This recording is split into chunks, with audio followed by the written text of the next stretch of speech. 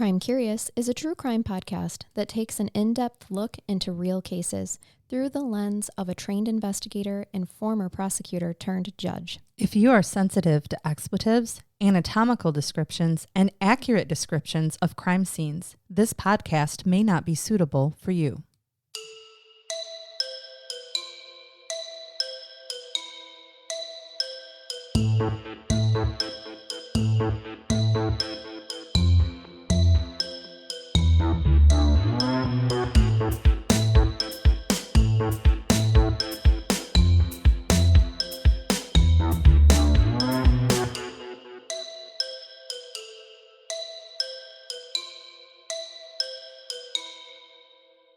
Hey Crime Curious crew, we wanted to tell you how you can fuel your soul with every sip from Pretty Bomb Coffee, one of our small business sponsors that we have fallen in love with.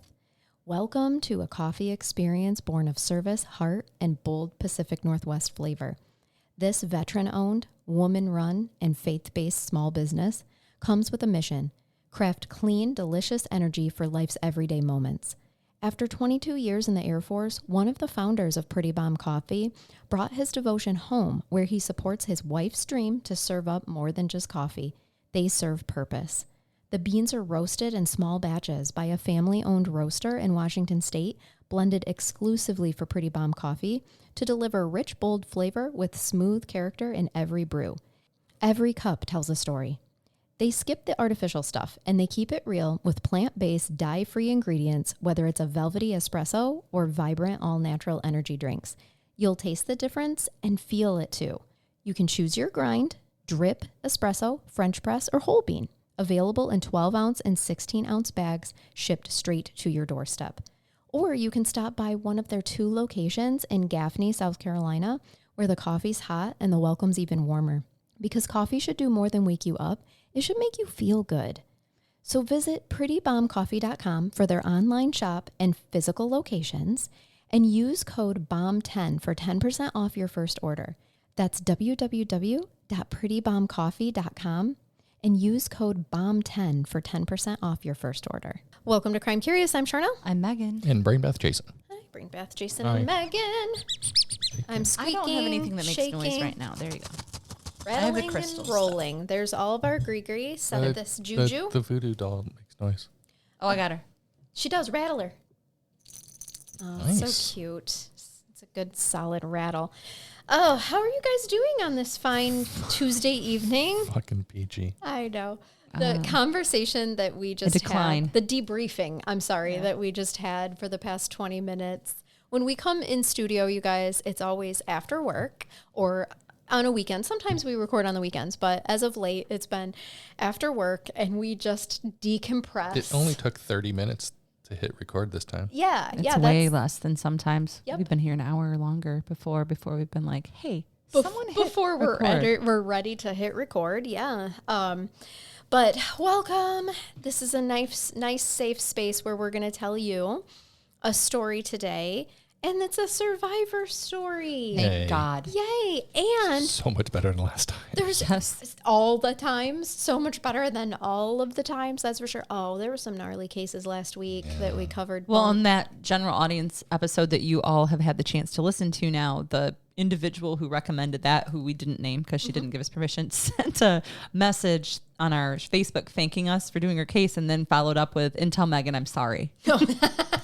Right. Sorry for traumatizing You're you. forgiven. Yep. It was an important case, so. It was. And our bonus case was as well. It was just tragic. And here we are with a survivor case. And actually, it's not super crimey, but I think you're gonna like it.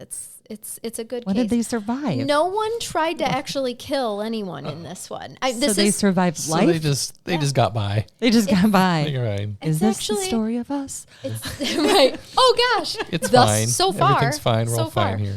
And Jason, there is a gift for you from Patreon Katie.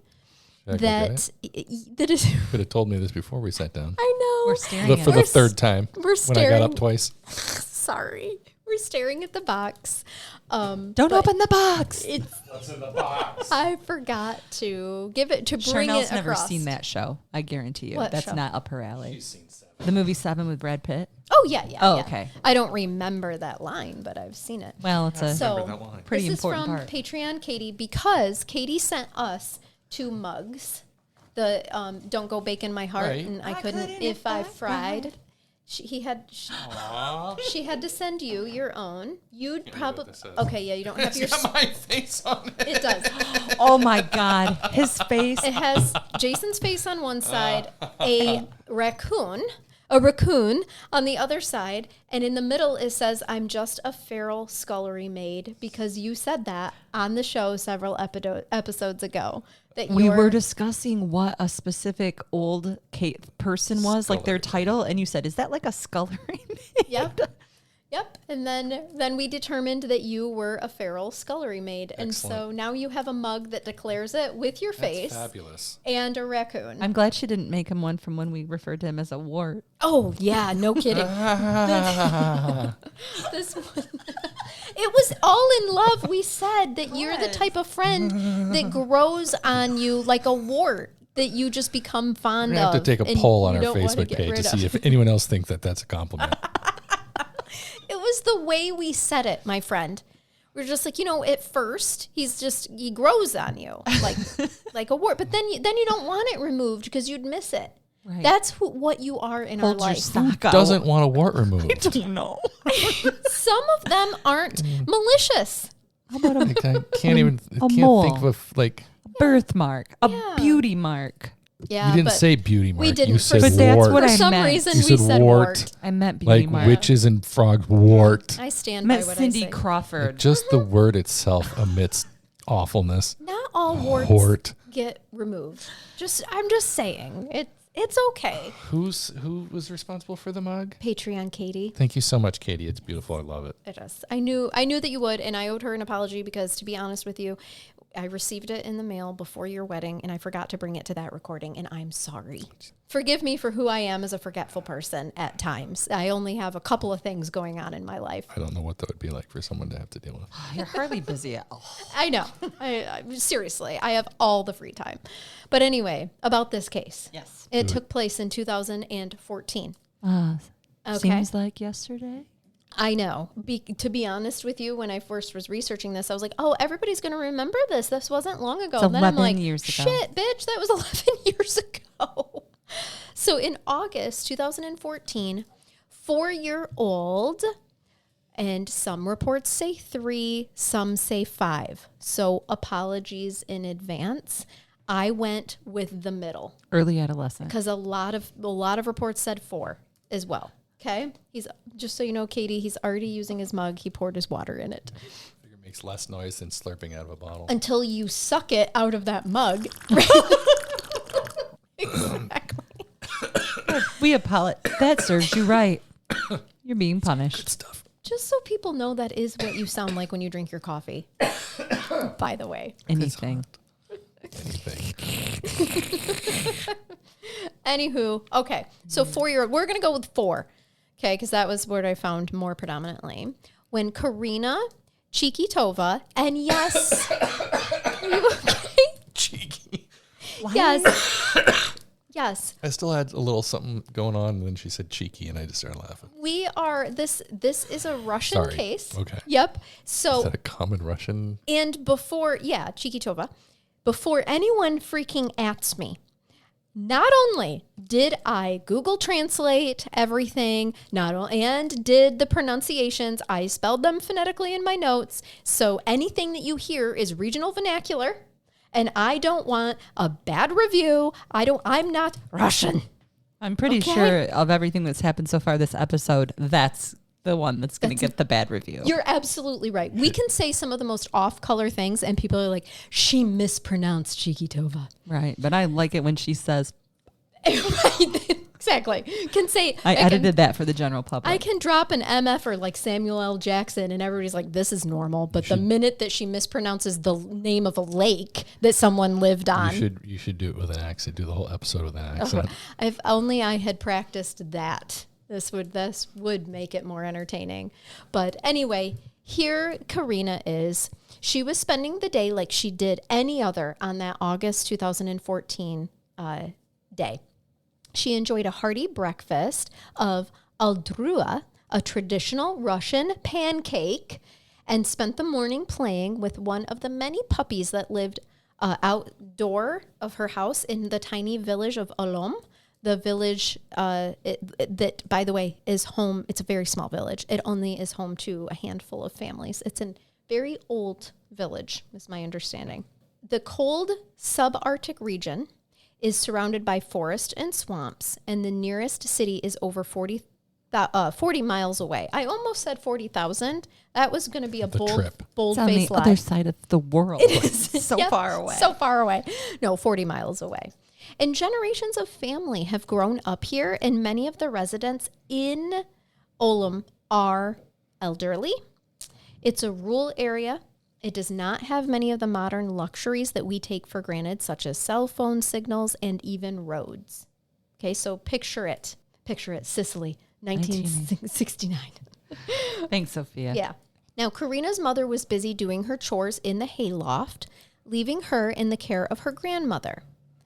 Karina never strayed too far from home. She was 4 years old, right? So her caregivers were comfortable allowing her to play outside with the village puppies without much supervision. And as she played, she actually saw her father heading out of the village. And like curious 4-year-olds do, Karina decided to follow him.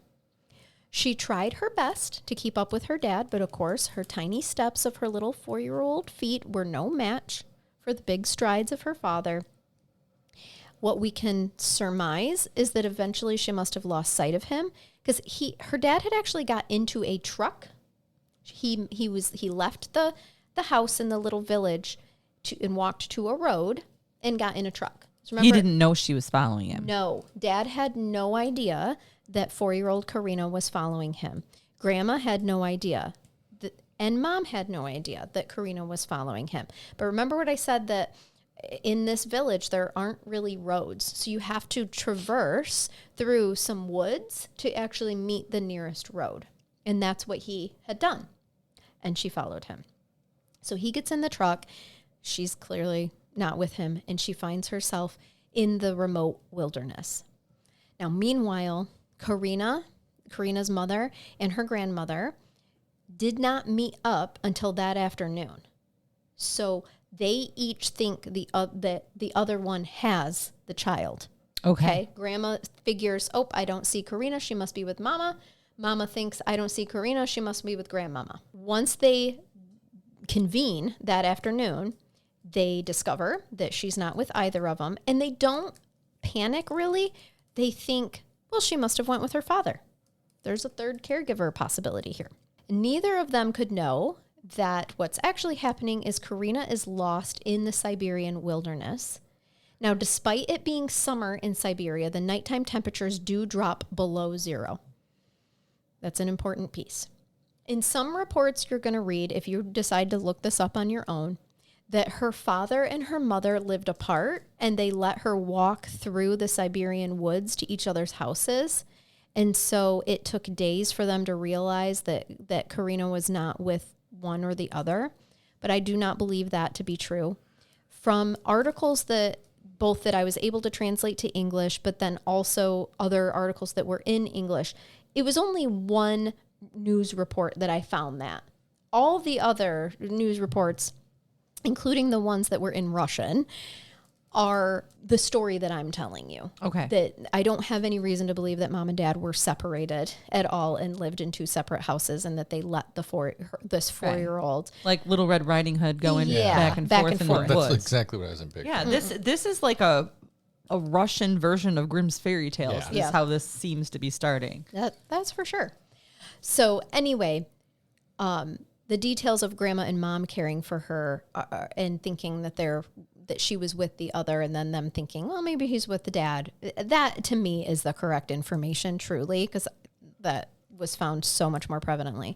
The thing is, fortunately for Karina, one of the family's dogs, Nada, had followed her as she wandered into the dark, dense wooded area. With no one looking out for her, there's no food, no shelter or warmth. The chances of her surviving the Siberian wooded area were slim. Charnell, are you giving me a dog saves a kid story? You're going to have to just sit back, sweetheart. I needed, if it is, I needed this today. I know. We have covered some real gnarly cases lately. I needed this. And every once in a while, I just like to cleanse Give our this to me. souls. Give Give it this to to me, me. baby. All the girlies say I'm pretty fly. God. Now we're singing Offspring. Once I again, apologize. we don't own the rights to any of that, and there's for good reason. What if I did? You don't. As nighttime crept in, both mother and grandmother began to get antsy about Karina's whereabouts. Her father hadn't told them that he was taking her. And so the longer he's gone, the more they're like, maybe she's not with him, because if he was going to be gone this long, he would have told us that he was taking her. But they're still holding on to hope that, she's going to come home with him. When her father returns to the village without Karina, panic sets in for the family. They are quick to realize what had happened, that she had wandered off into the woods and had been unable to find her way home. Now, at this point, she hadn't had any access to water or food for hours. And the Chikitova family knew all too well the dangers that lurked in the woodlands. We're talking bears, wolves, unsafe terrain, and zero respite from the freezing temperatures. So things are not looking good. The other thing that the family doesn't know is that she's not alone. She has Neda by her side. So Karina and Neda stick together as dusk engulfs them.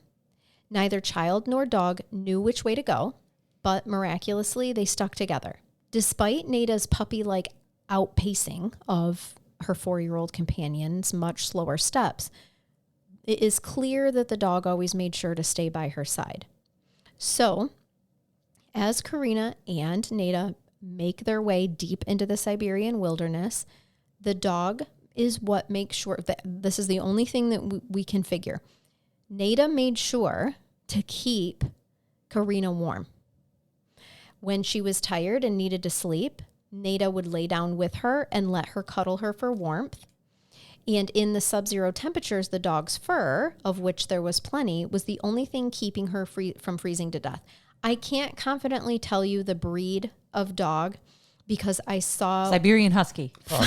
It's really not. I wish that was what it was. That's what I'm picturing. It was the problem is that I found too many variations of what she was. Big fluffy dog. Yes. She was big, very fluffy like a husky, certainly. Big like a husky, brown and black. Kind of a nose like a husky, but so many different variations of breed, many of which I had never heard of before. So in translation, it didn't translate to an American dog breed. So it was useless. So I'm like, dog. You know what? Yes, exactly. And over here in America and everywhere else around the world, there are just mutts. Yeah. We just have a lot of mixed breeding over here, so. Dogs too. I just wanted to. So true. So true. Oh, humans and dogs. Wow. We're a unique species here in the U.S. We are. So just picture a roughly 75-pound fluffy dog that's black and brown with long fur. And what they knew is that she was kind of digging holes, and I have a picture to show you guys. There's a lot of extremely tall, long grasses.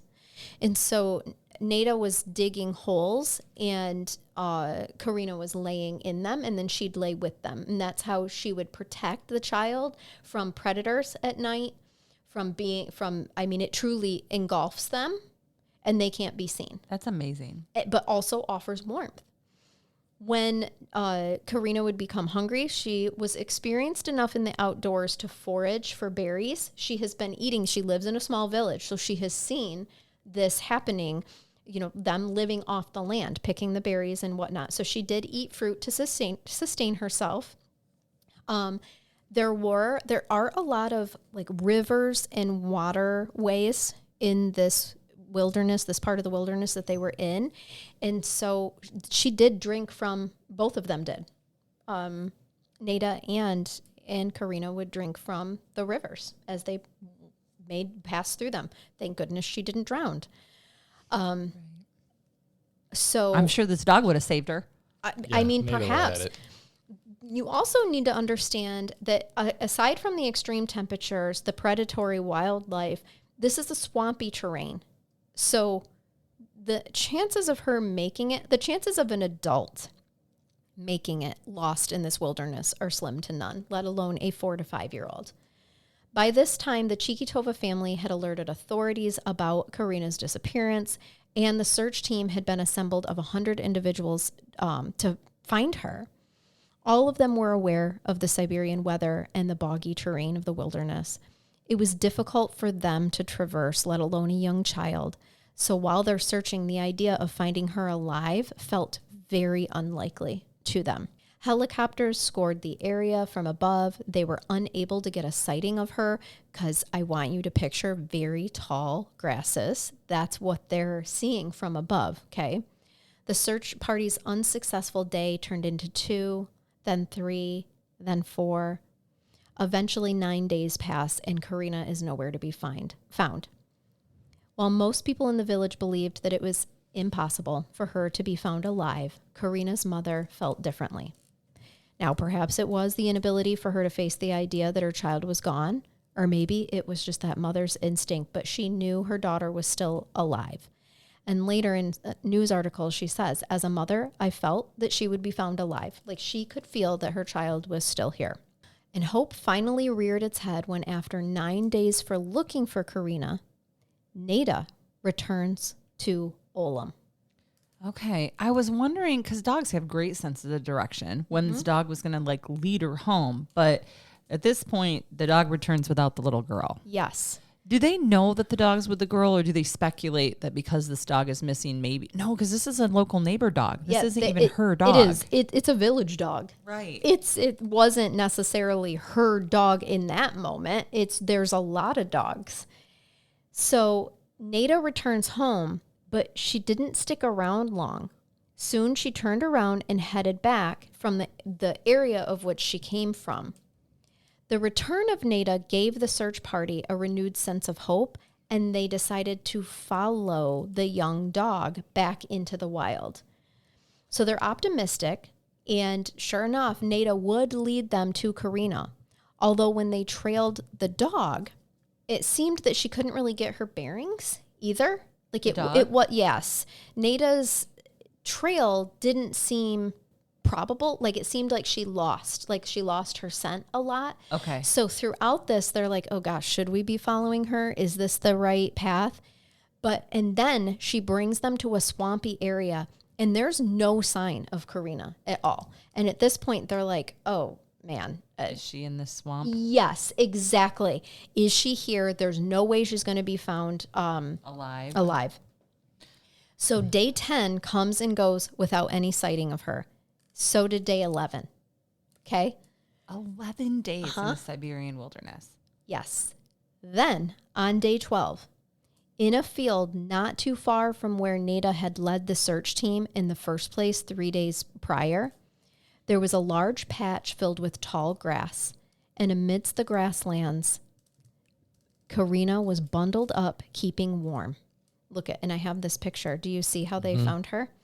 How they almost missed her. So if you guys can picture this, since we're not a video podcast, picture just a bunch of tall grasses and 2 very, very skinny, tiny little arms that are sticking up, but aren't even long enough to stick out past the length of the grass. No, you can just see some white hands. And, yes. And clearly, do you think she was putting her arms up because she heard people coming? Yes, she was. Yes, she stuck her arms out.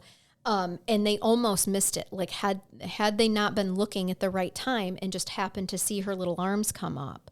Artrum Borzov was one of the rescue team members, happened to see her. And at first he described that he said he could just see like her tufts of hair and then her little her little arms. He thought at first he was going to be finding a body. Right. But then he saw her lift her arms up.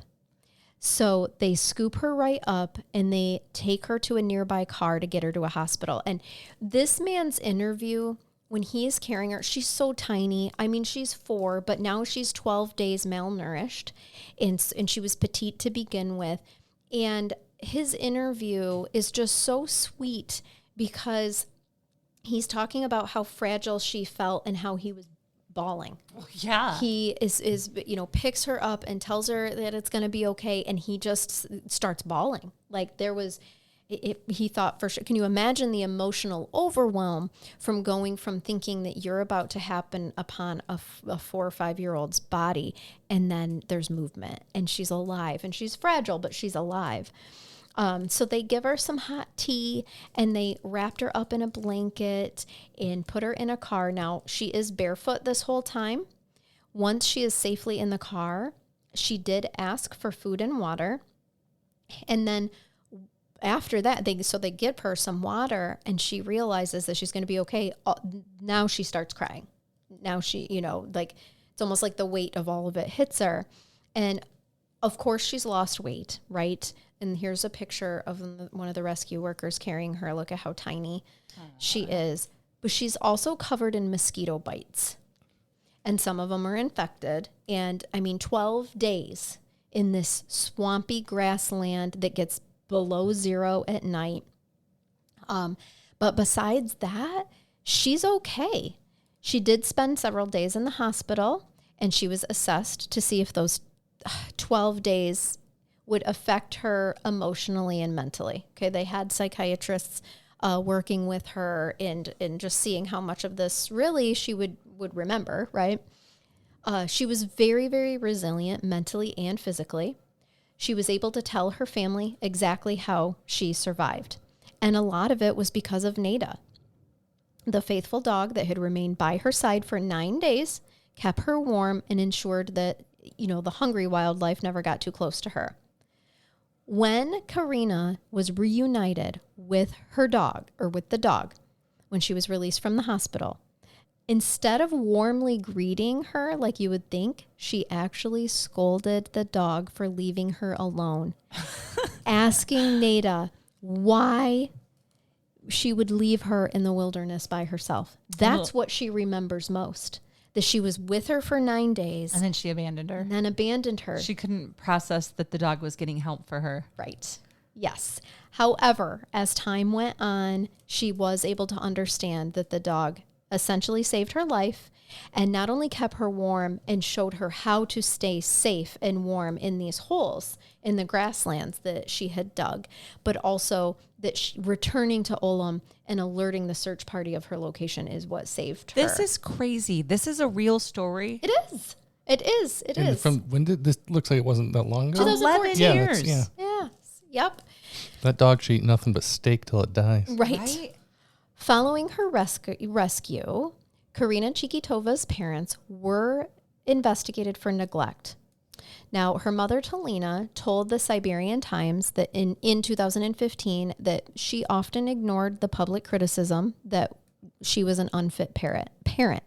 She said, I don't pay much attention to it. I don't have time to follow social networks. I mean, of course not. She lives in a village where there's not even cell phone service, right? So she's not real worried about it. But they did investigate for neglect when essentially this was not neglectful. It was an accident. One caregiver thought that she was with the other, and how villages work. And we have to be careful about this. In our child abuse and neglect cases, we do have to look at what is culturally normal. Okay? Like our Amish customers, they live differently than we do. And that the law takes all of that into effect, you guys. So well, the same with supervision of children in the state in general. Michigan doesn't have an age where minors can be left home alone. It's based off of the maturity of the child. Yes. And parental discretion, honestly. Exactly. A lot of people have a really, really hard time wrapping their head around that. Like, what do you mean there's not an age? Well, let me tell you. if we were to say at 10 years old you can be left home alone, then that means any 10-year-old could be left home alone. Not all 10-year-olds are built the same, and some have special needs. And I know some 13-year-olds that I wouldn't Right. leave home alone, right? Like that's why you don't have an age. It is purposely not specific. Yes. Now, there was a statue of Karina and her lovely Neda that was placed in the city of Yakutsk to celebrate their survival and their companionship. You can look it up. It's a beautiful statue. It's like a bronzy statue of just this little girl with this beautiful dog. And it has a plaque that tells the story, okay? Now, since her terrifying ordeal in 2014, Karina left Olim to attend the Yakut Ballet School, 350 miles away from her home village. She had hopes at that time, at the age of 10, to perform in Swan Lake. She was actually very, very good, very intelligent girl. In 2018, she told the Siberian Times that she learned how to play the jaw harp and the piano. And she also has won a beauty pageant. Okay. Cool. She got herself right out there. She did.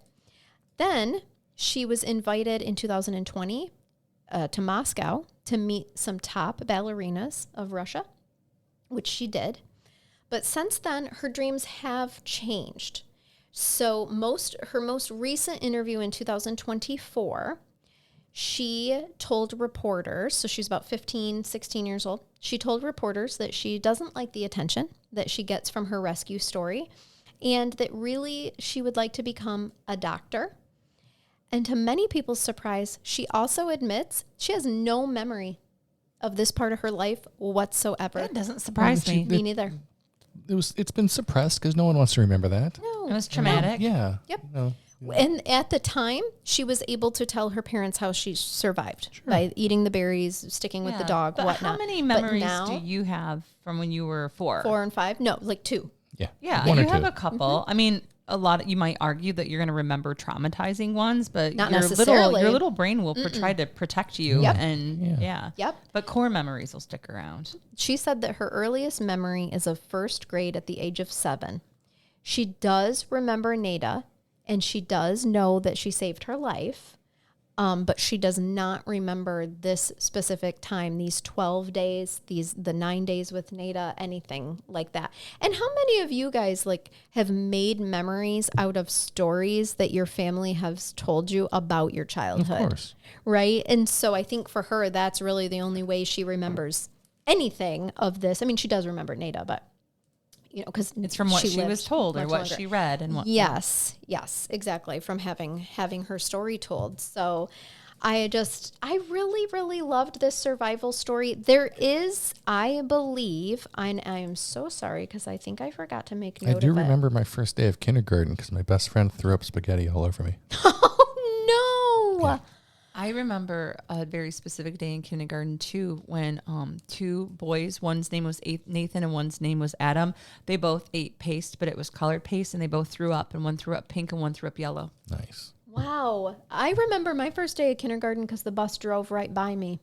They didn't realize she was a real human. Yeah, Right. They're like, oh, that kid's on a different bus. I want you. Well, perhaps because She's waiting for the little bus. I want to tell you what I was wearing. Teeny tiny. I was teeny tiny. I was wee little, and I was almost 7. So which is the same age that her first memory was from.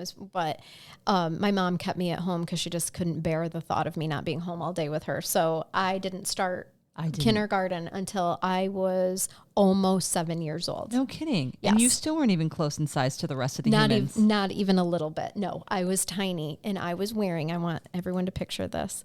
Yellow. It was a sweatsuit, like how a sweatshirt and sweatpants. Yeah, that I matched. remember the matching ones from the 80s. But it was yellow, and it had a big black smiley face on the front. The shirt did, and the pants were just a bunch of little black smiley faces. How in the hell did the bus miss you? Right? Probably sped past They were her. just like, oh no, she's not that's going to not conventional right. schools. Yeah. I don't know. Nope. So then my mom had to take me, which was worse. I was ready to get on that bus, but I wasn't ready to say goodbye to my mom the scary doorway of the new school, right? So then I'm bawling because I don't want my mommy to leave. And I had to go join, and I was late because my mom ran an adult foster care home, so she couldn't just leave. We had to wait until my aunt could come and be with me. Oh, yeah, you can't abandon patients. Sure can't. Yep. So by the time I arrived to my kindergarten class, everyone has already introduced themselves on the carpet in a circle, and here I'm, tears in my eyes, crying. That's my class's first impression and of she's me. tiny and white, and she says, "Hi, my name's Charnell." Right. It's amazing that I made it through, to be honest with you. You're resilient too. I wouldn't quite put you in the same category as the girl in the Siberian wilderness with her dog, but I'm sure it was a rough day. It felt similar. It was a rough 3 hours. I can totally connect to that kid. I get it. Oh, I totally get it because my first day at school was very traumatic. Yeah, not like 12 days in the Siberian wilderness, but totally traumatic. You do that way too well. I really hate that voice. I know. I love doing it to you because you can't stand it. Do you want me to do the whole brain bath in the Valley Girl I'll voice? get up and leave. I'd prefer Russian. Is there a Russian Valley Girl? Oh, I can't. I cannot. I meant Russian language. Yeah. Oh. Like in Russian? Or the not just an accent. Or the accent. All I can do is... do it. What are you going to do? We're all here to just embarrass ourselves. I was going to try to do a Boris and Natasha one. Oh, yeah. Chris, you moose and squirrel. Chris, you moose and squirrel. I can't. Russian is not my expertise. It's hillbilly is what I speak. Yeah, that and a little Cockney. Yeah. I do like a little cock in me. Cockney. No. Good God, bathe me, woman. Didn't I just? Yeah, was that not a bath? The whole thing's been a brain bath to me because it was a great wholesome story and it ended good. I'm over here drinking out of my coffee mug like the Kermit meme. Like, but that's none of my business. Oh gosh. Oh, I do want to, before we get to the bath, I have to give a shout out. Ooh. I want to shout out, first of all, our mutual friend that we all know, Nate. Yeah. He turned a listener on to our podcast very early on. And this weekend, I was at a local establishment, and she came up and introduced herself. Her name is Lakeisha. Okay. She is a beautiful redhead. And she was like, I want you to know I have been with you since like the very beginning. Like day one, I just love your podcast. I love Megan, love Brain Bath Jason, and just keep doing what you're doing. And I was like, thank you so much for introducing yourself. And I was like, I just want you to know I have a cousin named Lakeisha. And she goes, she white too? I said, absolutely. It's like our mama's got a secret or something. I don't know, but it is funny. It is like, what are the chances? So shout out to Lakeisha. Thank you so much for listening. Really appreciate that. And she was like, I said something about shouting her out and saying thanks to Nate for recommending us. And she was like, I might actually die if you do that. So hopefully you're still alive and well, Lakeisha. Shout out. Yeah. Anyway, so what bath do we have? Did you have a bath for us? Did I have the bath today? I think we might have bathed. Have we bathed? No. I've got to tell you. I have to have you listen to this, actually. I'm going to have you guys listen to a reel that was sent by listener Kim. She sent an email that just said, listen to this. Google the reel about the obituary of the toe. You'll find it and you'll know what I'm talking about. And she's right. I found it and I laughed. And now I'm remembering where I sent it to myself, which was Facebook, not my messages like I thought. And so we're all going to listen to this reel. And I'll tell you, you can follow this lady. Her name is cooking_comedy_chaos. That's her, handle. So, follow her. This is a very fair warning. If you are not a fan of dark humor, this is not for you, okay? Because this likely gonna offend some people, but my family and I, we cope through dark humor, okay? Listen, I can't tell you how many times my mom was in the hospital and it was a laugh factory in her hospital room. It's just how we cope in life, and it's just what we do. So, Same. I need to give you a little backstory before I read you this obituary. Yes. I'm talking about humor in relation to an obituary. I warned you that this was likely to offend people. Don't act like I didn't say it. Anywho, my mom had diabetes, and it took a lot from her. Several toes and then just a whole foot. That's a true story. Jesus. So we learned throughout all those surgeries that humor is what kept us going in the stressful times of life. Is it a healthy coping mechanism? Some would say yes. Others would say no. I would be on the yes side because it's how I survived life. Any hooties. My favorite uncle in the entire world, Uncle Carl. If you don't know Uncle Carl, Uncle Carl is hands down best uncle anybody could ever have. This man will make you laugh. Him and Aunt Tina are like my second mom and dad. Anywho, Uncle Carl had to go in for surgery yesterday. And he was getting a little foot phalange amputated, okay? So my cousin, Billy, wrote an obituary for the toe. She's laughing at herself. I know. I'm about to read it to you. This cracks me up.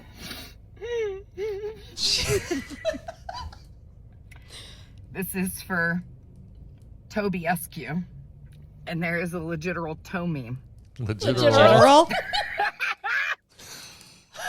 Eskew, Oh my God. 1969 to 2025. End scene.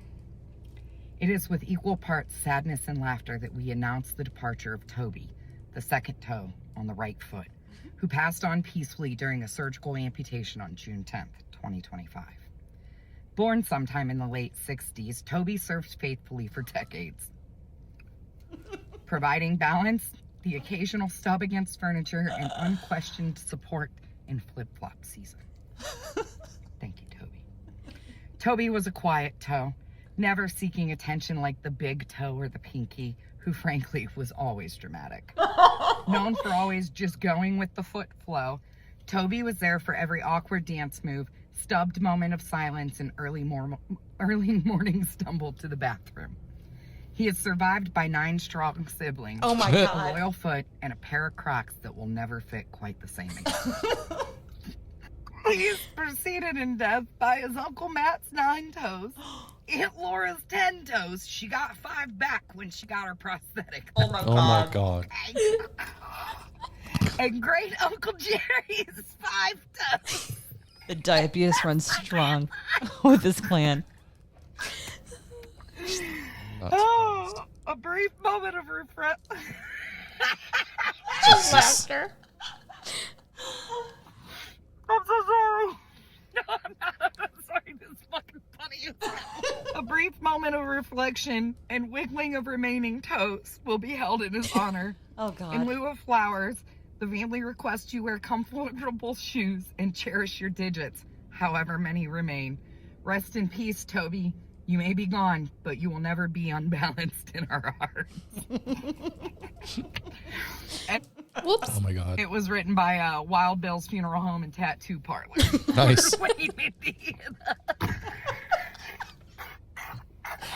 She can't stop laughing. I love her When I laugh. tell you how hard I cackled, thank God I read that while I was sitting on my toilet.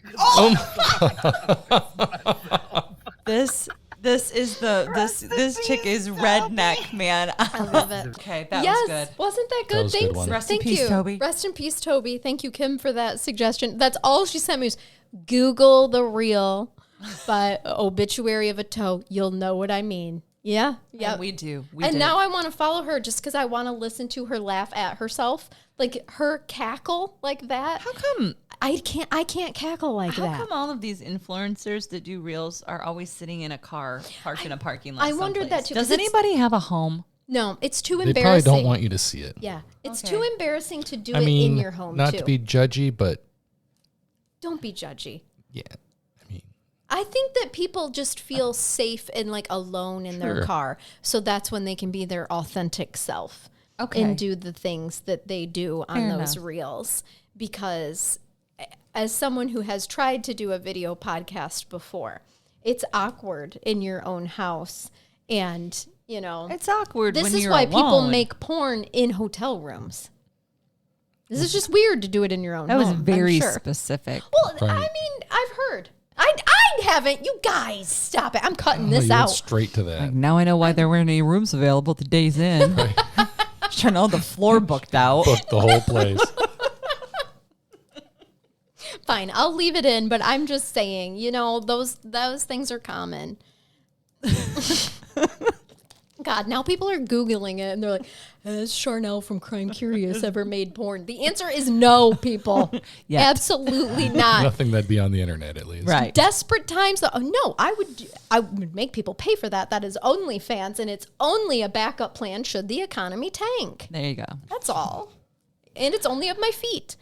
Squishing bugs or something. Nothing weird. Tomatoes, like food, cake, cake. Oh, blueberries. That's a thing.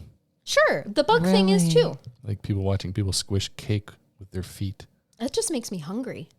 No. And I hate feet, but I don't. love cake. It doesn't make me feel a lot of things. I love cake. None of the things that I think that people that watch those want to feel. Oh, no, it doesn't do any of that for me either. It also doesn't make me hungry. Oh, yeah, I love cake. The thought of toes in my food. Well, I'm not going to eat the toe cake. I'm just saying. I'm not going to eat the toe cake. I'm just telling you that it reminds me that cake is available in the world, and it then makes me want cake. That's all. Anyway, we should end. If I do bring a cake to your house, Mm-hmm. I'd like you to very carefully make sure that there's not any special imprints in it just for you. Listen, if there's just a little bit of a footprint, I could probably get past that. But if you're straight up stuck a toe in there, no. Now you've ruined the cake. I could eat around that spot, though. Yeah, that's what I would do. I think we can move on. I think it's time to end. I think we've ended this. We hope that you keep it curious. Keep listening. Please. Till next time. No, for real, though. Come back. We're not always this weird. Bye-bye. Bye. Bye-bye.